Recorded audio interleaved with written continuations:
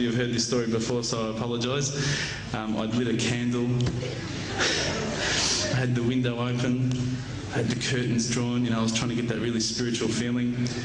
It was a nice summer night in Melbourne, as summer as it can get in Melbourne, and I was sitting there thinking, this is it, you know, this is the night. I'd been, you know, investigating all the spiritual proofs, all the scientific proofs about the fact that the mountains are the pegs, about, you know, how the embryo develops inside, you know, the woman, all these amazing proofs, but I still needed that little push. It's like I was on the edge of a cliff, I was ready to jump, I just needed a push. So I was sitting there, it was very quiet. I was reading Quran, and I stopped. I said, Allah, this is my moment. This is the time I'm about to jump into Islam. All I need is just a sign. Just a little sign, nothing huge, maybe a bolt of lightning. You know, maybe half the house could fall down or something, you know, just small. It's small for you, man. You created the earth, come on. So I sat there.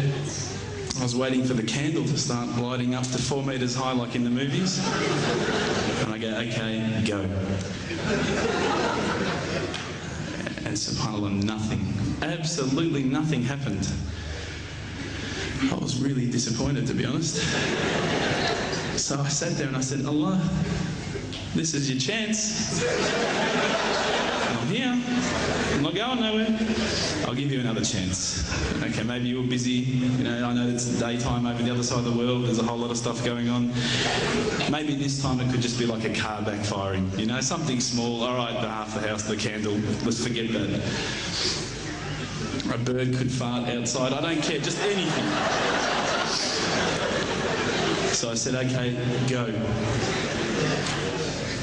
And subhanAllah, absolutely nothing happened. And I mean, I couldn't have even said, oh, that was it. That creak just then in the wall, that was it. Absolutely nothing happened. I was really disappointed. I was gutted. I was sitting there thinking, this is it, you know, this was my last chance, Islam, and I haven't found it. I pulled back the Quran, I turned back to where I was reading. SubhanAllah, the very next verse on the next page, for those of you who ask for signs, have we not shown you enough already? Look around you, look at the stars, look at the sun, look at water. These are the signs for the people of knowledge. SubhanAllah.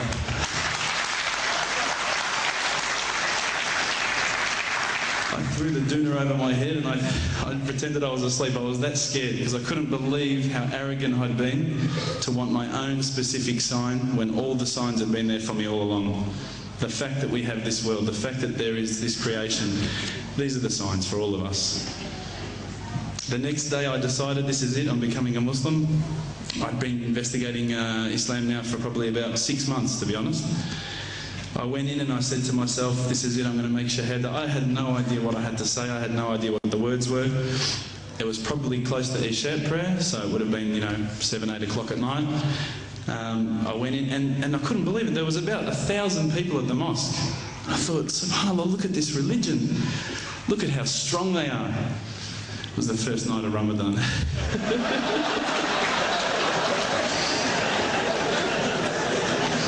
Ramadan Muslims. So I sat there and I was very nervous, I must admit. I got up and this person's going to me, you got to say these words, bro, Ashhadu. I'm going, what? Ash what? Can't I just say it in English? No, they say, no, you got to say it in Arabic. And I thought, looked out over the sea of beards that I could see in front of me and I thought, if I get these words wrong, I'm a dead man. Again, I had this fear, you know.